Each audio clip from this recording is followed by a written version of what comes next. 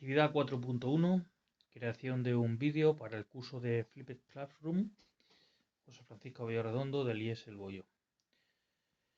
Bueno, estimados alumnos, estimadas alumnas, lo que les voy a mandar para esta tarde es el visionado de este vídeo en el que vamos a presentar la pregunta básica a la que vamos a intentar dar respuesta con las actividades que haremos en clase, y es cómo consigue nuestra familia llegar a fin de mes.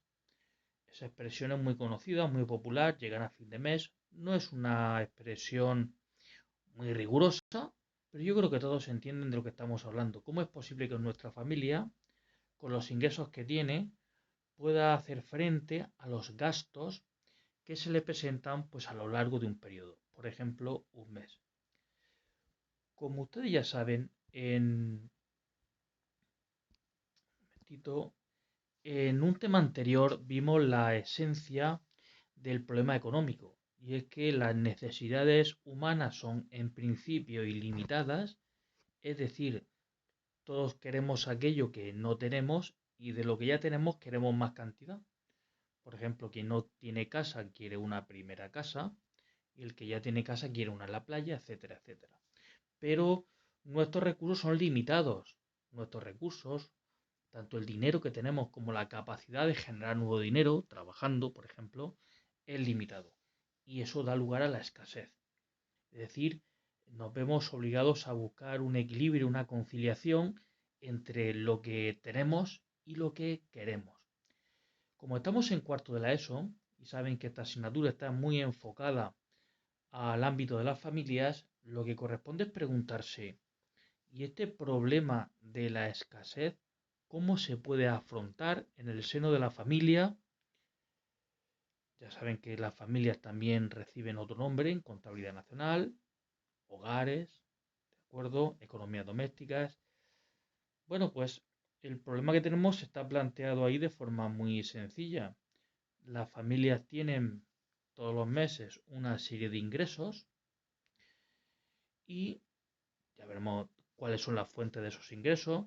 Fundamentalmente el trabajo, pues ya veremos que hay más fuentes de ingresos. Y luego tienen unos posibles gastos.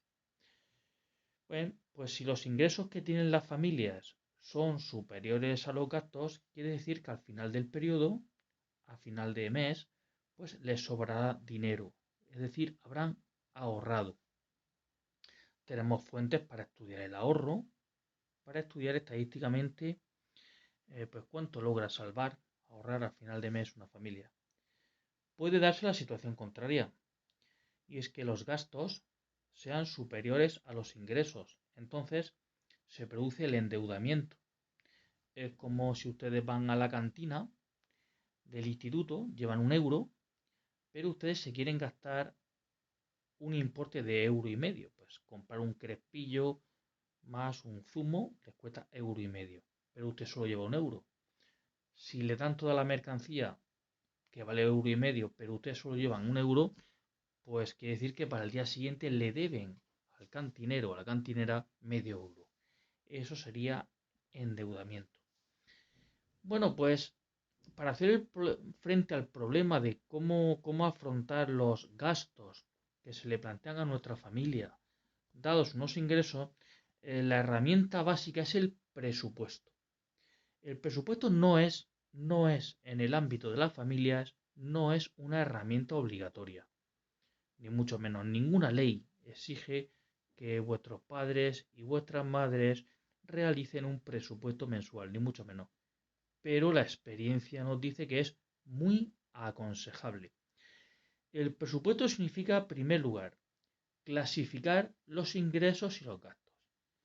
Es decir, es un momento de reflexión en el que vosotros vais a pensar qué posibles ingresos vais a tener a lo largo del mes. Si consultéis a vuestros padres, pues os podrán decir qué tipo de ingresos tienen ellos, a cuántos ascienden más o menos, etcétera. Luego podéis clasificar los posibles gastos. Ahora lo veremos. Gastos significa dinero que sale de nuestro bolsillo en dirección a algún proveedor que nos vende algo. Ya veremos que todos los gastos no son iguales. Y me refiero sobre todo a su cuantía, a la obligación de incurrir en ellos todos los meses. Bien, una vez clasificado, pues lo correspondiente es comparar.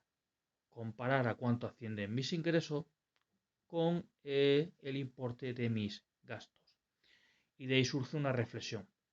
Estoy ahorrando, me estoy endeudando, y ese proceso de reflexión tiene que dar lugar a un documento. A veces será un documento simplemente mental, pero yo, sinceramente, aconsejo a que todo el mundo haga un presupuesto sobre el papel. Da mayor visibilidad al presupuesto. Y a partir de ahí, yo necesitaba clasificar ingresos, clasificar gastos. Bueno, pues los ingresos se pueden clasificar en grandes categorías de forma muy sencilla. En primer lugar, las nóminas. Llamamos nómina a los ingresos que proceden del trabajo.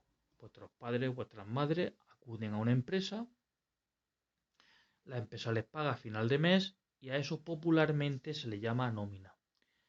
Hay familias en las que por cuestiones de edad avanzada o de enfermedad, algunos miembros de la familia reciben ingresos del Estado llamados pensiones. Pues vuestros abuelos, por ejemplo, reciben pensión de jubilación. Hay familias que por razones de divorcio, separación, uno de los miembros de la familia le pasa cierta cantidad de dinero a otro miembro de la familia, el padre a la madre, la madre al padre, en fin, a ese dinero que sirve para ayudar a mantener a los hijos se le llama pensiones alimenticias. Es posible también que ustedes tengan dinero ahorrado en el banco. El banco les premia a ustedes pagándoles un tipo de interés. Y esos ingresos, aunque no suelen ser muy relevantes para una familia trabajadora, hay que tenerlos en cuenta. Y luego otro ingreso muy importante. Es posible que su familia reciba ingresos del Estado por algún tipo de beca, subvención, etcétera. Por ejemplo, alguno de ustedes es posible que reciba becas por estar estudiando, es posible que sus hermanos reciban becas por estar en la universidad estudiando, ¿de acuerdo? Bien, y en cuanto a los gastos, pues las tres grandes categorías son las siguientes. En primer lugar tenemos gastos fijos obligatorios. Son aquellos que hay que pagar obligatoriamente porque si no, el perjuicio para la familia sería muy elevado. Por ejemplo, la hipoteca.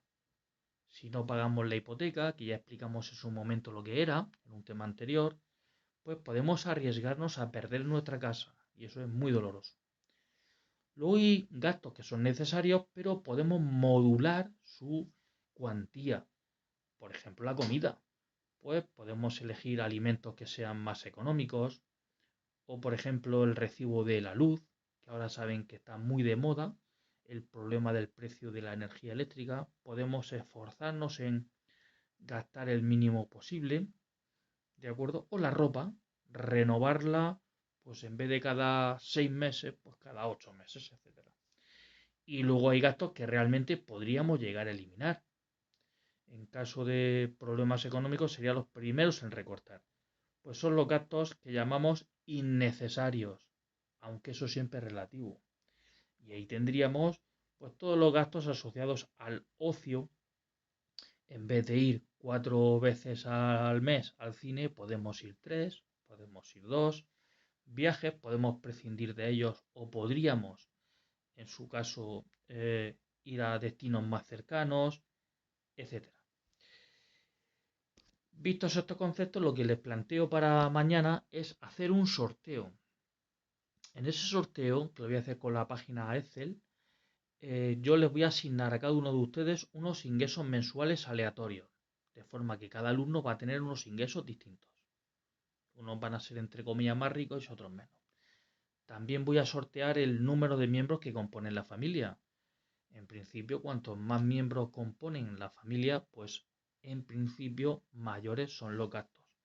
Y con esos datos, que van a ser diferentes para cada uno de ustedes, me van a elaborar un primer presupuesto y me lo van a subir al aula virtual, en fin, con la que ya trabajan ustedes habitualmente. Yo lo revisaré, elegiré los 5 más interesantes desde el punto de vista pedagógico, quizá los más problemáticos, los más curiosos y los volveremos a comentar en clase. Un saludo y recuerden, nos vemos mañana en clase.